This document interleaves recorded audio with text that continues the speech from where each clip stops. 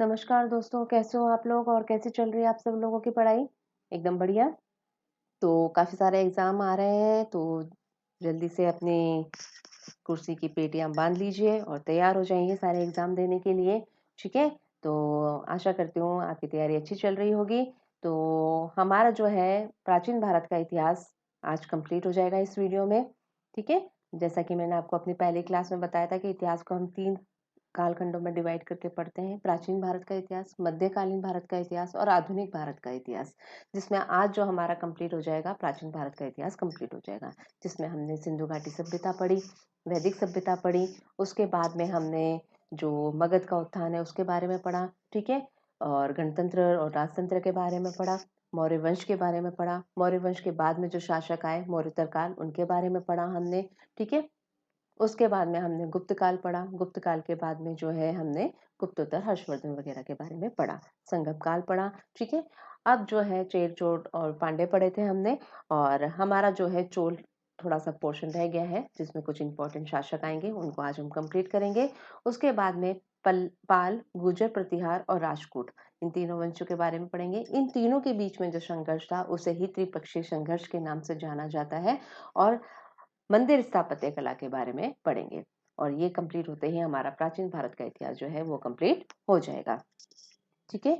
तो उसके बाद में कौन सा टॉपिक कंप्लीट करना है आपको? राजस्थान का आर्ट एंड कल्चर करना है, राजस्थान की हिस्ट्री करनी है, राजस्थान की ज्योग्राफी करनी है, या फिर आपको Indian geography, world geography, Indian economic, Rajasthan economic, जो भी आपको जो भी सब्जेक्ट आपको पढ़ना है तो आप मुझे कमेंट बॉक्स में बताएं ताकि मैं उस हिसाब से फिर अपने नेक्स्ट वीडियो आपको आगे डाल सकूं, ठीक है? तो जिसकी ज़्यादा मांग होगी, डिमांड होगी, उसको फुलफिल किया जाएगा और उसके अकॉर्डिंग आगे के नेक्स्ट वीडियो बनाए जाएंगे। और मैंने अगस्त का करंट अफेयर इसमें डाला है, नहीं तो फिर अगर आप लोगों के कमेंट कम आए तो फिर मैं सितंबर का करंट अफेयर डालूंगी, आप उसको देखिएगा। और आगे जैसा कि मैं हर बार कहती हूँ कि मेरे चैनल को ज़्यादा से ज़्यादा आपके सपोर्ट की ज़रूरत है, तो अपना ज़्यादा से ज़्यादा सपोर्ट बनाए रखें, लोगों तक मेरी आवाज़, मेरे वीडियो को पहुँचाएं। आपका सहयोग मेरे लिए बहुत ही इम्पोर्टेंट है, तो प्लीज़ अपना सहयोग बना के रखें और ज़्यादा से ज़्यादा मेरे चैनल को लाइक, शेयर और सब्सक्राइब करें और वीडियो को पूरा देखें, क्योंकि इसमें बहुत सी इम्पॉर्टेंट चीज़ें हैं जो एग्ज़ाम के पॉइंट ऑफ व्यू से बहुत इम्पॉर्टेंट है और कहीं न कहीं हर एग्ज़ाम में वो पूछी गई हैं और उसमें मैं आपको फ़ोकस करके बताती भी हूँ कि इसको आपको थोड़ा-सा ज़्यादा देखना है, ठीक है? तो बिना समय गँवाए हम अपने टॉपिक की तरफ चलते हैं। वैसे भी आज टॉपिक बड़ा होने वाला है क्योंकि आज पूरा इसको कंप्लीट किया है, तो टाइम वेस्ट नहीं करते हैं, अपने वीडियो की तरफ चलते हैं, ठीक है? तो चलिए सबसे पहले हम पढ़ेंगे चोल वंश के बारे में।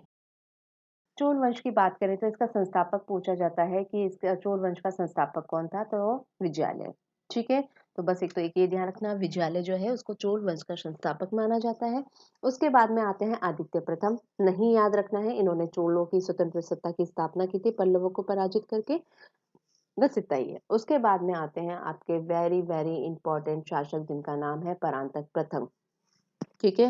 देखो मैंने भी 3 स्टार लगा रखे हैं, तो ये बहुत इंपॉर्टेंट क्वेश्चन है और प्रीवियस पेपर्स आप उठा के देखिएगा, बहुत से एग्जाम्स में इस क्वेश्चन को पूछा गया है अलग अलग तरीके से, ठीक है? तो आपको ध्यान रखना है परांतक प्रथम, ठीक है? क्यों? पहली बात तो आपसे पूछा जाएगा उत्तर मेरूर अभिलेख का संबंध किस शासक से है, ठीक है? उसमें आएंगे आपके परांतक प्रथम, ठीक है? पहला क्वेश्चन, ठीक है? दूसरी चीज आपसे पूछी जाएगी स्थानीय स्वशासन की जानकारी हमें किस कौन से अभिलेख से मिलती है? 4-5 अलग अभिलेख होंगे और उसमें एक आपका उत्तर मेरूर अभिलेख होगा, तो किससे मिलती है हमें? उत्तर मेरूर अभिलेख से मिलती है, ठीक है? स्थानीय स्वशासन, ये वही स्थानीय स्वशासन है जिससे प्रेरित होकर हमने जो है हमारे वर्तमान स्थानीय स्वशासन की नींव रखी है, कहीं ना कहीं वो चोल वंश की ही हमारे देन मानी जाती है, ठीक है?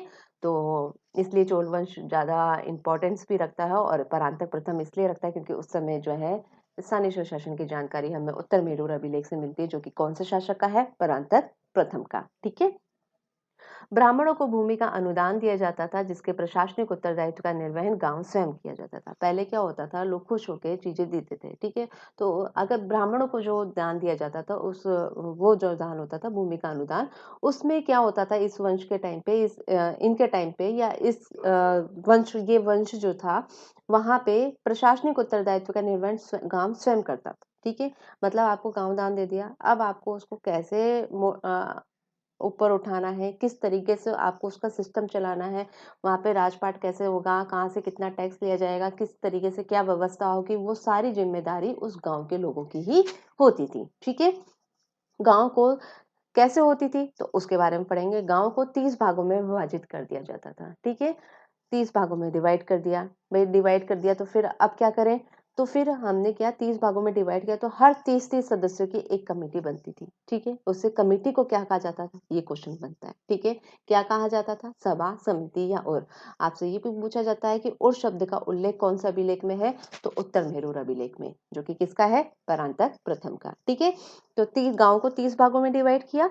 30 भागों को हमने 30 सदस्यों की अलग अलग कमेटी बनाई, ठीक है। अब ये जो 30 सदस्य होते थे कमेटी के अंदर, क्या इनको कैसे लेते थे, तो भाई कोई ना कोई क्वालिफिकेशन तो होनी चाहिए ना, तभी तो आपको लिया जाएगा कि आपको कमेटी का मेंबर ऐसे ही नहीं कि उठाया भाई जो भी बुजुर्ग है वो आके बैठ जाओ, या ये अच्छा लग रहा है इसको बैठा दो, जी नहीं। आपके पास में कुछ ना कुछ क्वालिफिकेशन होनी चाहिए। उस क्वालिफिकेशन के आधार पे आपको एज ए मेंबर नियुक्त किया जाता था, ठीक है। भाई क्या क्या योग्यता होनी चाहिए, देखते हैं। स्वयं का मकान होना चाहिए। ऐसा नहीं कि आप खुद तो किराए के घर में रह रहे हो और आप बोल रहे हो कि हम सदस्य बने। नहीं साहब, थोड़ा खुद का मकान होना चाहिए। आप स्टेबल होने चाहिए, मेंटली, फिजिकली, सब तरीके से, ठीक है। दूसरा, 1.5 एकड़ की जमीन होनी चाहिए कम से कम, ठीक है। ऐसे ही नहीं किसी अनपढ़ गंवार को बैठा दिया, आपको वेदों का ज्ञान होना चाहिए, ठीक है। आपराधिक प्रवृत्ति का नहीं, आप चोरी चपाटी कर रहे हो, दूसरी चीजें कर रहे हो, किसी को परेशान कर रहे हो, मुक्का मुक्की कर रहे हो, ठीक है। तो ऐसे लोगों को जो है सदस्य नहीं बनाया जाता था, झगड़ालू प्रवृत्ति के लोगों को सदस्य नहीं बनाया जाता था। आपकी पृष्ठभूमि अच्छी होनी चाहिए, ठीक है। आपराधिक प्रवृत्ति का नहीं होना चाहिए। एक सदस्य एक बार ही नियुक्त होता था। ऐसा नहीं कि भाई आप तो बैठ गए, भाई अपने तो गया, अब अपने मेंबर बन गए हैं, अब तो रिटायरमेंट 60-70 साल के हो जाएंगे उसके बाद ही रिटायर होंगे, तो ये पॉलिसी नहीं थी। एक सदस्य एक बार ही मेंबर बनता था। लॉटरी का चयन बच्चे करते थे, ठीक है। और जैसा कि बोला जाता है बच्चे भगवान का रूप होते हैं, तो उनको ही किया जाता था कि आप निकालो भाई चिट, ठीक है। तो लॉटरी सिस्टम के माध्यम से बच्चों द्वारा चयन किया जाता था। तो ये कुछ योग्यता होती थी 29 मेंबर की, जो स्थानीय शासन व्यवस्था को देखते थे वहां पे, और गांव का कैसा प्रशासन होगा उस तरीकों को मैनेज करने का काम करते थे, ठीक है। उसके बाद में आ जाएगा परांतक सेकंड। इसको सुंदर चोल के रूप में प्रसिद्ध है, बहुत क्यूट था, ब्यूटीफुल था, तो इसलिए इसको सुंदर चोल कहा जाता है, ठीक है, परांतक सेकंड। उसके बाद में आते हैं उत्तम चोल। इतने इंपॉर्टेंट नहीं है ये, ठीक है, चांदी के सिक्के चलाए थे। फिर उसके बाद में इंपॉर्टेंट शासक आता है आपका अली मोली वर्मन, ठीक है। उपाधि पूछी जाती है राजराज। राजराज उपाधि इसलिए याद हो जाएगी क्योंकि तंजौर में जो बृहदेश्वर मंदिर बना हुआ है उसे राजराजेश्वर मंदिर भी कहा जाता है।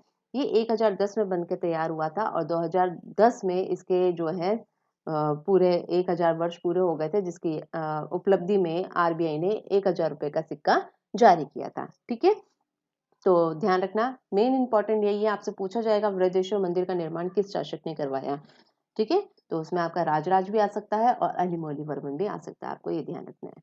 इसने लौह और रक्त की नीति को अपनाया था। लौह रक्त की नीति मतलब ये इनके इन प्रकार है, जंग, ठीक है, कुछ नहीं देखना, कुछ नहीं सोचना, जो भी सामने आ रहा है आपके लक्ष्य के, उसको तलवार से काटते हुए, चीरते हुए निकल जाओ, ठीक है। तो ये जो नीति थी वो लौह रक्त की नीति थी, ठीक है। कैसे पता चला, क्योंकि श्रीलंका के शासक महेंद्र पंचम को पराजित किया, श्रीलंका की राजधानी अनुराधापुर को तहस नहस इन्होंने कर दिया था, ठीक है। 5 श्रीलंका तक पहुंच गए थे, और उत्तरी श्रीलंका पे इन्होंने अधिकार भी कर लिया था। बाकी मैं आपको बता चुकी हूँ। और राजराजेश्वर मंदिर अपने विमान के लिए प्रसिद्ध है। विमान मतलब क्या होता है, जो ऊपर शिखर होता है ना, पिरामिड आकार का होता और अष्टभुजाकारी था। तो ये जो विमान होता है शिखर को बोलते हैं, और इसलिए इसका शिखर बोला जाता है कि बहुत ही सुंदर है, ठीक है, पिरामिड आकार है और अष्ट आकृति का बना हुआ है, इसलिए ये मंदिर ज्यादा फेमस है, ठीक है। उसके बाद में आते हैं राजेंद्र प्रथम। इस वंश का सबसे महान शासक था, इतना ज्यादा इंपॉर्टेंट नहीं है ये, ठीक है। महीपाल को पराजित किया था पाल वंश के शासक ने, और अपने पिता की तरह इन्होंने अपनी नीति को जारी रखा था, लौह रक्त की नीति को अपनाया। ये तो इतने प्रभावित थे अपने पिता से कि महेंद्र पंचम को तो उन्होंने बेचारे को पिता ने तो संभाल के मतलब ठीक है हरा के ही छोड़ दिया था, इन्होंने तो हत्या ही कर दी सीधे, ठीक है। श्रीलंका पे अधिकार कर लिया, अंडमान निकोबार द्वीप समूह को जीत लिया। इसने जावा, सुमात्रा, सुदीमन आदि क्षेत्रों को भी जीता। गंगा नदी तक सभी राज्यों को जीत लिया था। देखो आप कितना मतलब साम्राज्यवादी राजा था ये, है ना। तो ये गंगा नदी के जितने भी राज्य थे सभी को जीत लिया था इन्होंने। और गंगा नदी के आसपास के क्षेत्रों को जीतने के कारण इनका नाम जो है इन्होंने उनकी उपाधि का नाम है गंगे कोंड की उपाधि धारण की थी। और अपनी राजधानी बनाया गंगे कोंड चोलपुरम, ठीक है। एक तालाब भी बनाया था जिसका नाम था गंगे चोलम तालाब। और गंगे कोंड चलेश्वर मंदिर भी इनका निर्माण कराया था। सब गंगा गंगा के नाम से है, तो आपको ध्यान रहेगा राजेंद्र प्रथम। उसके बाद में आएंगे राजेंद्र सेकंड। इनका राज्याभिषेक युद्ध के दौरान ही हुआ था, क्योंकि जो राजेंद्र प्रथम है बहुत ही लौह रक्त की नीति को बहुत कट्टरता से इन्होंने पालन किया था, तो युद्ध के टाइम पे ही इनकी डेथ हो जाती है। और उसी समय इनका जो भाई होता है राजेंद्र सेकंड, उसको जो है युद्ध का मैदान में उनको उतारा जाता है और वो ही वहीं पे इनका राज्याभिषेक किया जाता है। उसके बाद में आते हैं अधिराजेंद्र। जनता ने इनकी हत्या कर दी थी, ठीक है। इतना क्वेश्चन नहीं बनता। फिर क्वेश्चन आता है आपका कुलोत्तुंग से। क्यों पूछा जाता है ये क्वेश्चन? क्योंकि इन्होंने भगवान विष्णु की मूर्ति को उठा के समुद्र में फेंक दिया। पता नहीं क्या सूझा, ये मतलब नहीं मानते थे भगवान को, तो इन्होंने उठा के समुद्र में ही सीधे फेंक दी विष्णु जी की मूर्ति, जिनको रामानुज जी जो है लेकर आते हैं कालांतर में बाद में, ठीक है। तो इसलिए ये पूछा जाता है कि किसने समुद्र में मूर्ति फेंक दी थी विष्णु भगवान की, तो वो शासक थे कुलोत्तुंग थे, ठीक है। अब चोल शासक हो गए, बस इतने ही आपको ध्यान रखने हैं। परांतक प्रथम, राजेंद्र प्रथम और कुलोत्तुंग को ध्यान रखना है, ठीक है। ओके। और आपका अली वर्मन जिन्होंने राजराजेश्वर मंदिर का निर्माण करवाया, ठीक है, तो उनको ध्यान रखना है। अब विशेषता क्या है चोल शासकों की? चोल शासकों की विशेषता, सबसे इंपॉर्टेंट विशेषता स्थानीय स्वशासन, जिसका मैंने बताया कि कहीं ना कहीं जो है हमारी जो स्थानीय स्वशासन व्यवस्था की जो प्रेरणा है वो हमने यहीं से ली है। बंगाल की खाड़ी को चोल की झील कहा जाता था विशाल नौसेना के कारण। इनकी बोला जाता है कि इसकी जो नौसेना थी चोल वंश की, वो भी काफी स्ट्रांग थी। हमारे मतलब अगर इंडिया में बात करें तो सबसे अच्छी नौसेना का जो श्रेय जाता है वो चोल वंश की सेना को ही जाता है, नौसेना को ही जाता है। शैव धर्म को संरक्षण दिया था इन्होंने। नटराज की मूर्ति इस समय बनना आरंभ हो गई थी। और राजधानी जो है चोलों की क्या थी? तंजोर या तंजापुरम, ठीक है।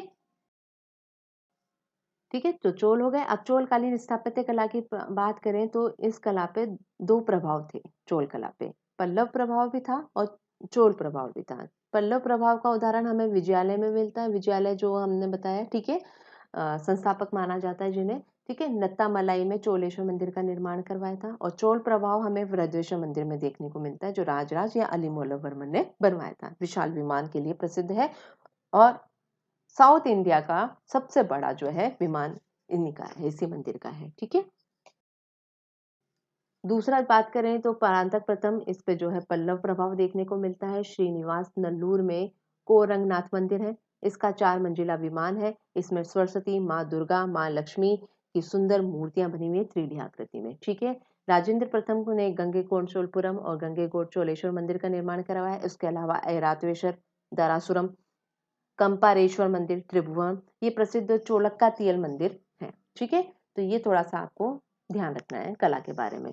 चोलकालीन मंदिरों में नटराज की, शिव जी की, विष्णु या अन्य देवी देवताओं की सुंदर मूर्तियां मिलती हैं।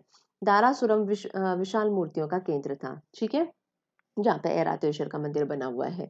इन मंदिरों को दीवार से धार्मिक चित्र भी देखने को मिलते हैं, जिसमें रामायण, महाभारत, भगवान शिव से संबंधित चित्र भी काफी प्रसिद्ध हैं, ठीक है। तो दारासुरम विशाल मूर्तियों का केंद्र है, ये थोड़ा सा आपको ध्यान रखना है इसके। उसके बाद में हम स्टार्ट करते हैं त्रिपक्षीय संघर्ष, जो कि मैंने आपको बताया था किस किस के बीच में हुआ था। गुर्जर प्रतिहार, पाल वंश, राजकोट, ठीक है, इन तीनों के बीच में हुआ था। किसको लेकर हुआ था? कन्नौज जो है इस पे उत्तराधिकार को लेकर हुआ था। एक्चुअली क्या, कन्नौज में एक आयुध वंश के शासक थे, चक्रायुध और इंद्रायुध, ठीक है। इन दोनों भाइयों के बीच में संघर्ष चल रहा था, ठीक है। और हर्षवर्धन की इस समय मृत्यु हो गई थी। तो कन्नौज बिल्कुल एक तरीके से, क्योंकि हर्षवर्धन के टाइम पे हर्षवर्धन यहाँ पे शासक था, तो उस समय जो है राजनीतिक अस्थिरता आ जाती है, ठीक है, अराजकता की स्थिति फैल जाती है, ठीक है। तो उस वजह से क्या होता है, यहाँ पे दोनों भाइयों में संघर्ष हो जाता है। और एक दूसरे के शासकों संघर्ष को खत्म करने के लिए ये इधर-उधर से राजाओं का सपोर्ट माँगते हैं और जो है इस सपोर्ट की वजह से बाद में कालांतर में त्रिपक्षीय संघर्ष में ये कन्वर्ट होता है, ठीक है? तो ये आता है। पहला क्वेश्चन अब इसमें से आपको ये याद नहीं रखना किसने युद्ध किया, पहला युद्ध कब हुआ, दूसरा युद्ध कब हुआ, बहुत लंबे टाइम तक चला था ये। तो अपने को इतना ज़्यादा डिटेल में नहीं देखना है इसको। क्वेश्चन कहाँ-कहाँ से बनेंगे वो मैं आपको बता दूँगी इसमें, ठीक है? पहली बात तो गुर्जर प्रतिहार वंश, पाल वंश और राजपूत वंश ने कन्नौज पे अधिकार करने का प्रयास किया, ठीक है? तो पहली चीज तो ये आ जाएगी, ठीक है? पहली बात तो किसको उत्तराधिकार को लेकर था? कन्नौज को लेकर था, ठीक है? कौन कौन से शासक लड़े? गुर्जर प्रतिहार, राजपूत और पाल। अब किन शासकों में से मतलब ये जो तीन वंश लड़े आपस में, इन तीनों वंश का कौन सा शासक ने सबसे पहले लड़ाई स्टार्ट करी थी? तो गुर्जर प्रतिहार वंश में से वत्सराज उनके राजा थे, उन्होंने लड़ाई स्टार्ट करी थी, त्रिपक्षीय संघर्ष की स्टार्टिंग, ठीक है? राजपूत की तरफ से ध्रुव थे और पाल की तरफ से धर्मपाल थे, ठीक है? तो ये थोड़ा सा राजा के नाम ध्यान रखने की त्रिपक्षीय संघर्ष की जो शुरुआत में मेन राजा थे, तो पाल की तरफ से धर्मपाल, राजपूत की तरफ से ध्रुव, गुर्जर प्रतिहार की तरफ से वत्सराज, ठीक है? दूसरी चीज आपको क्या ध्यान रखनी है कि अंततः किसकी विजय होती है? अंततः जो जीतता है वो जीतते हैं गुर्जर प्रतिहार। कौन सा वंश था जो कभी भी जो ये युद्ध हुआ उसमें कभी हारा नहीं है? तो वो हो जाएंगे आपके राजपूत, ठीक है? आगे देखते हैं क्या क्या हुआ। तो सबसे पहले हम बात करेंगे गुर्जर प्रतिहार वंश। हरिश्चंद्र इस आदि पुरुष जो है यह संस्थापक माना जाता है हरिश्चंद्र को गुर्जर प्रतिहारों का। गुर्जर प्रतिहार स्वयं को लक्ष्मण का वंशज मानते हैं और इनकी जो आरंभिक राजधानी मंडोर थी और बाद में भीनमाल जालोर हो गई। ये दोनों राजस्थान में है, मंडोर आपका जोधपुर में, भीनमाल जालोर में, ठीक है? प्रतिहार जो है इनका मतलब क्या होता था? प्रतिहार का मतलब द्वारपाल। द्वारपाल बोले तो मतलब आपको सीमा का प्रहरी बना दिया कि भाई यहाँ से जो है बाउंड्री पार करके कोई आना नहीं चाहिए, आप यहाँ पे खड़े हो जाओ तैनात होके भाला लेके। तो वो काम करते थे गुर्जर लोग, ठीक है? गुर्जर प्रतिहार, ठीक है? तो मेन ये थे। अब उसके बाद में आते हैं आपके नागभट्ट प्रथम, वास्तविक संस्थापक माना जाता है इन्हें, ठीक है? बस यही ध्यान रखना है आपको, वास्तविक संस्थापक किसे माना जाता है? नागभट्ट प्रथम को, ठीक है? ग्वालियर अभिलेख के अनुसार नागभट्ट ने कासिम के उत्तराधिकारी जुनैद को पराजित किया, अरबों को पराजित किया, क्योंकि गुर्जर प्रतिहारों ने अरबों को ही सबसे ज्यादा पराजित किया और अरबों के नाक में दम कर दिया था। अरब लोग तो इनको बोलते थे कि ये गुर्जर प्रतिहार जो है ना हमारे लिए शत्रु है भाई, ठीक है? तो वास्तविक संस्थापक कौन है गुर्जर प्रतिहार का? नागभट्ट प्रथम। पर आदि पुरुष किसको मानते हैं? हरिश्चंद्र को, ठीक है? किसका वंशज मानते हैं? लक्ष्मण जी का। राजधानी मंडोर आरंभिक, बाद में भीनमाल जालोर, ठीक है? बाद में आते हैं वसराज, त्रिपक्षीय संघर्ष आरंभ हुआ था इनके टाइम पे, बस इतना ही ध्यान रखना है। फिर आते हैं मिहिर भोज। मिहिर भोज के टाइम पे अरब यात्री सुलेमान ने भारत की यात्रा की थी। बहुत बार क्वेश्चन पूछा हुआ है, आपको ध्यान रखना है। अरब यात्री सुलेमान ने कौन से राजा उस जब यात्रा की थी उस समय कौन शासक था? तो वो मिहिर भोज विद्वान शासक था। आदिवरा और प्रभास नामक इन्होंने दो उपाधियां धारण कर रखी थी। सुलेमान मिहिर भोज को अरबों का स्वाभाविक शत्रु बताता, मैंने बताया था अरबों के नाक में दम कर रखा था और द्वारपाल का काम करते थे ये, ठीक है? तो अरब लोगों को आने नहीं देते थे। तो सुलेमान बोलता है कि ये जो मिहिर भोज है ना ये अरबों का स्वाभाविक शत्रु है। और सुलेमान ने देवपाल को उत्तर भारत का सबसे शक्तिशाली शासक बताया, क्योंकि उस समय जो युद्ध हुआ होगा मिहिर भोज देवपाल के बीच में तो उसमें देवपाल जीत गया होगा, तो इसलिए ये ऐसा बताता है कि ये शक्तिशाली शासक था, ठीक है?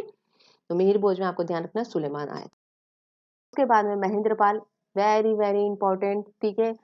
मैंने बहुत बड़ा इंपॉर्टेंट भी लिखा है इसके अंदर, क्योंकि इस समय जो है क्वेश्चन ही यही बनता है कि राजशेखर गुरु किसके दरबार में थे? ठीक है? महेंद्रपाल, क्वेश्चन यही बनता है और कोई सा क्वेश्चन नहीं आता इसके अलावा। राजशेखर आता है और आप वहां पे महीपाल, महेंद्रपाल, धर्मपाल और दूसरा कुछ यशपाल देखते ही आप कंफ्यूज हो जाते हो कि भैया क्या पढ़ा था। स्पेशली महीपाल और महेंद्रपाल में कंफ्यूजन होता है, तो आपको ध्यान रखना है कौन है? महेंद्रपाल। राजशेखर इनके टाइम पे जो है दरबारी थे और इन्होंने कौन सी किताबें लिखी हैं राजशेखर की? कौन कौन सी किताबें हो जाएंगी? काव्य मीमांसा, विशाल मंजिका, कपूर मंजरी, हर विलास और बाल रामायण। उसके बाद में आते हैं यशपाल, इस वंश का अंतिम शासक, इतना इंपॉर्टेंट नहीं है। राजपूत वंश की बात करेंगे तो इसके संस्थापक दंती दुर्ग हो जाएंगे। आपको बस दंती दुर्ग को ध्यान रखना है। राजपूत वंश का संस्थापक। एलोरा के कैलाश मंदिर का निर्माण किसने कराया? कृष्ण प्रथम ने। क्वेश्चन जो बनता है वही बताती जा रही हूँ, टिक मार्क भी लगा रखा है। एलोरा का कैलाश मंदिर किसने बनाया? कैलाश प्रथम।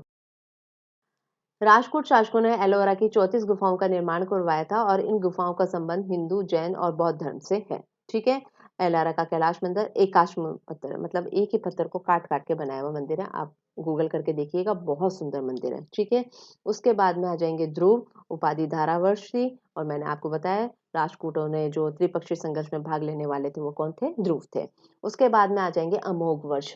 अमोघ वर्ष जो है जैन धर्म का अनुयायी था और माता लक्ष्मी का भक्त भी था, विद्वान शासक भी था, कवि राजमार्ग और रत्ना मल्लिका जो है इनकी उपाधियां। बस आपसे पूछा जाता है कि जैन धर्म का अनुयायी कौन सा शासक था इनमें से, तो अमोघ वर्ष, क्योंकि बाकी सब लोग जो है शिव जी वगैरह के ज्यादा थे, जैन धर्म का एक यही निकला। ठीक है, विद्वान शासक थे, ये बता दिया मैंने आपको। ठीक है, इसके अलावा इनके दरबार में थे शाक्तायन जिन्होंने अमोधवृत्ति लिखी है, जिनसेन इंपॉर्टेंट है, आदि पुराण लिखी है, और महावीराचार्य जिन्होंने गणित सार संग्रह किताब लिखी है। अमोध वर्ष की पुत्री चंद्रवेला को रायचूर दोआब का राजस्व मिलता था, इतना इंपॉर्टेंट नहीं है। उसके बाद में आ जाओ कृष्ण थड़। ठीक है, कृष्ण प्रथम आपको ध्यान रखना है, एलोरा का कैलाश मंदिर, और आपको इसमें ध्यान रखना है कृष्ण थड़ ने तोलक्कम का युद्ध हुआ था, चोल शासक परांतक को इन्होंने पराजित किया था। ठीक है, ओके, तो ये ध्यान रखना है, तोलक्कम का युद्ध किस किस के बीच में हुआ, चोल शासक परांतक प्रथम और कृष्ण थड़ के बीच में। उसके बाद में आते हैं हम पाल वंश के बारे में। पाल वंश की बात करें तो गोपाल, इसका चुनाव किया गया था। पाल वंश का अंतिम शासक था जिन्होंने बौद्ध धर्म को संरक्षण प्रदान किया था। इसने ओदंतपुरी विहार का निर्माण भी करवाया था, इतना ज्यादा नहीं है, आपको बस ध्यान रखना है। धर्मपाल सबसे महान शासक था। इंपॉर्टेंट इंपॉर्टेंट इंपॉर्टेंट क्या चीज है, विक्रमशिला विश्वविद्यालय का निर्माण किसने करवाया था, धर्मपाल ने करवाया था। क्वेश्चन आए हुए हैं इसलिए आपको बता रही हूँ, इंपॉर्टेंट है। नालंदा विश्वविद्यालय में सुधार किए गए, सोमपुरी बिहार पहाड़पुर बिहार का निर्माण कराया, और गुजराती कवि सोलट ने इसे उत्तरापंथ स्वामी भी कहा। फिर देवपाल, नारायण पाल, महीपाल, ये इस टाइप के और भी आते हैं। रामपाल इनके टाइम पे संध्याकर नंदी थे जिन्होंने रामचरित्र की रचना करी है, और रामचरित्र में केवर्त किसान विद्रोह का उल्लेख भी मिलता है।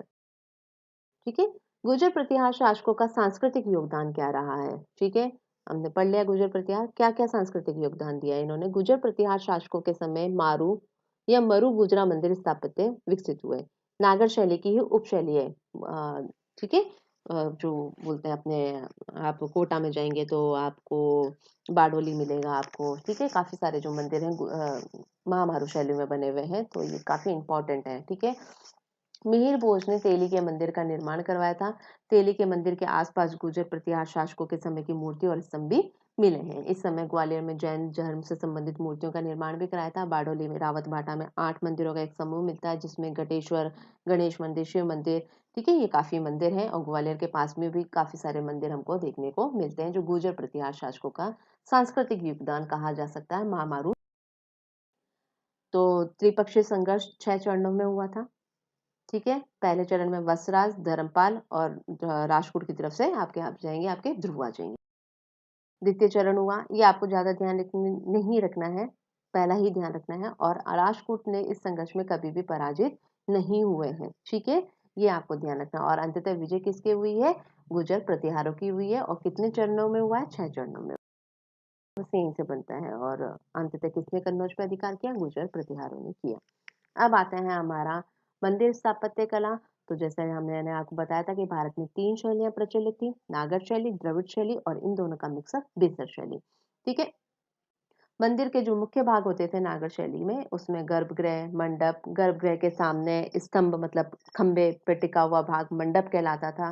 ठीक है, अर्ध मंडप भी होता था, अंतराल होता था, मतलब गर्भगृह और मंडप इन दोनों को जोड़ने वाला जो हिस्सा होता था उसको अंतराल बोलते थे। और परिक्रमा या प्रदर्शना पथ होता था। ये मंदिर के प्रमुख भाग। ठीक है, नागर शैली की विशेषता बात करेंगे। अब सबसे पहले हमने बताया आपको नागर शैली जो है उत्तर भारत की विशेषता है। ठीक है, उत्तर भारत में प्रचलित थी, ऊंचा चबूतरा बना होता था। ठीक है, शिखर जो क्रमशः ऊपर की तरफ धीरे धीरे धीरे धीरे धीरे धीरे छोटा होता जाता था, मतलब पिरामिड आकार था। वर्गाकार गर्भगृह होता था। ठीक है, और गर्भ से जुड़ा हुआ ही परिक्रमा पथ होता था, जैसे हम फेरी काटते वो होता था। ठीक है, अब बात करें मुख्य मंदिर। मंदिर आपसे पूछे जाते हैं। सहस्त्रबाहु मंदिर ग्वालियर में है।